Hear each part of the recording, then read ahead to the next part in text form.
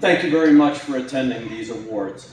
One of the things about the General Aviation Awards, and I'm fortunate enough to sit on the board of directors of this organization, is the fact that it's an opportunity for not only you that have attended, but also the industry and the FAA particularly, to recognize the accomplishments of people who have, I won't say dedicated their life, but have put a lot of energy, a lot of passion, and a lot of heart into what they do as they're in their role in aviation. And every year when I come up here and I'm honored to be able to MC this presentation, one of the things I try to encourage is that we all bring somebody under the age of 25 to these awards. Unfortunately, I'm the only one under 25 that gets to do this, so I still want to see some more 25-year-olds and youngers in this audience. Oh, no, I'm sorry, 24 and a half, okay, great.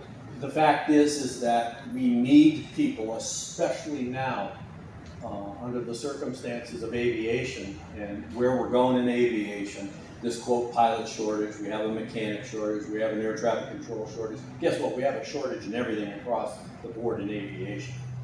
And we need to get good, solid, young people involved at an early age so that they can be our future. If you look around, I'm not getting any darker, I'm getting grayer.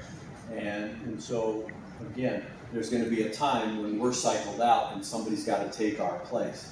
But we want those people to be well-founded as far as foundation in aviation. We want them to be well-rounded, and we want them to have the tools that a lot of us have been blessed to put in our toolbox to accomplish the things that we've done in aviation. And with the award winners, this is an opportunity for the FAA to recognize these folks for their accomplishments. And every year I'm amazed when I start reading the bios and honoring these folks of what they have done in their long history in aviation. And today is no different. Again, we have 3 honorees, and as you saw in the beginning, we're honoring the CFI of the Year, we're honoring the Fast Team Representative of the Year, and we're also honoring the National Maintenance Technician of the Year. Those are the 3 general areas in general aviation that are more prominent than others. Not that anything is less significant, but those are the ways and the people in those respective roles are honored for their accomplishments. And we've got some pretty smart people in the honoree list today. I will start with a smart woman. She's got doctor in front of her name. I've got doctor behind my name, but for a lot of other reasons, Dr. Disaster, Dr. Death, all the jokes because of what I do. But Dr. Amy Hoover, she is the National Flight Instructor of the Year. And I gave a whole presentation last night here in this forum about my concern with flight instructor and flight instruction accidents. We've had 25 flight instruction accidents in the last 5 months. I don't know what's in the water. I'm concerned about the fact that we have this number of accidents. I've been talking to the FAA about the very fact that we've had this rash of accidents. In just this region, they've had 5 flight instruction accidents since the beginning of the year. And the concern is what's going on. Is it age? Young versus old? Is it lack of experience? Is it lack of attention to the details? Because a lot of the young people that are flying as flight instructors are basically droning around in airplanes and helicopters with 1 foot out the door, accumulating time so they can move on. And are they actually being a flight instructor or using that position to just accumulate time to go on to what they think is bigger and better? And so when you honor a flight instructor and you think about the responsibility, the role and responsibility of the flight instructor, it's more than just occupying space and giving enough knowledge to that student across the board, whether it's a student pilot, private, commercial, ATP, and all the ratings in between. It's transference of knowledge, but that knowledge has to have a basis of understanding.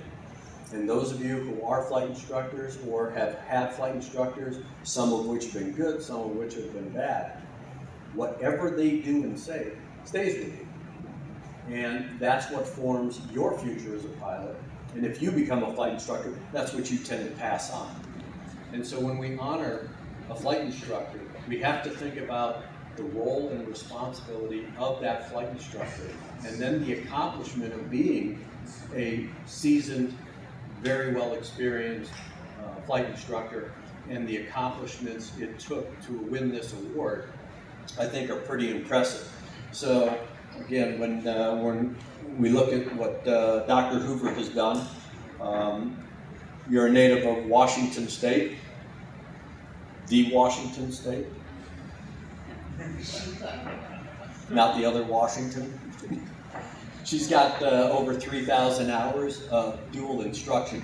That in and of itself is an accomplishment. When you look at a lot of the CFIs and you walk around this venue and you talk to some of the young people out there, and you see them over in NAFI, because I sit on the board of NAFI, you have a lot of young faces in there. They'll never see 3,000 hours of dual instruction. They'll be lucky if they get 100, 150 before they blast out the door and go on.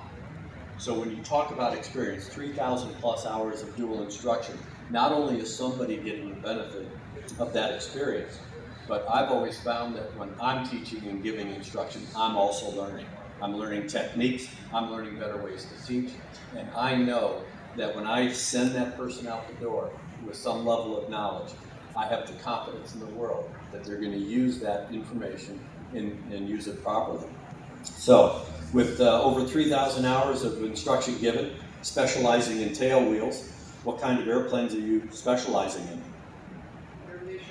There you go. That's what I like to hear.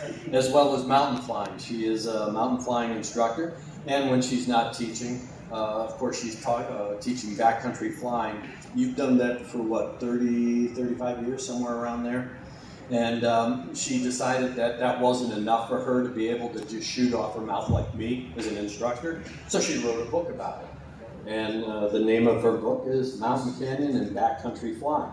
So if you're interested in it, here's the author. So definitely get the book. As a mentor for women in aviation and 99s and Alpha Row and FAA's ACE Academy, all of these organizations, and I know that, I mean, I'm short on time. There's not enough hours in the day for all the things I try to do, and as I've been told by my colleague in the back, who I do a podcast with called Flight Safety Detectives, he thinks that I overextend myself and say yes more than no, which I do, because I feel that personal need to inject myself where I can to at least provide my 2 cents worth. And with Dr. Hoover, Amy, I mean, she's joined all these organizations to give back. That's my way of giving back. I'm sure that's her way of giving back, the knowledge and the experience that she's accomplished. And that's what these honorees do. They try to give back into the community, the aviation community, and then outside the aviation community. And I've done this too, and that is at her own expense, volunteering. She takes it upon herself to go participate. And that's hard to do in this day and age, is to get involved and participate, especially if you're picking up the tab. You want me to go there? You want me to do what? And you're not reimbursing me? That's not the way it works. Volunteerism is volunteerism. That means you are willing to take on that responsibility, willing to participate, and willing to contribute.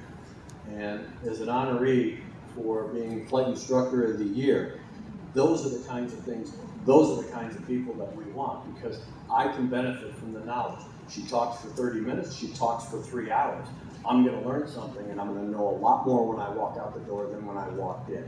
And that's what being a flight instructor is all about. That's what having that experience and passion for what you do is all about. And that's why the FAA is honoring her this year, 2022, with the National Flight Instructor of the Year Award. So with that being said, Dr. Hoover, would you join me on stage? We'll come up here because we're going to take pictures over here.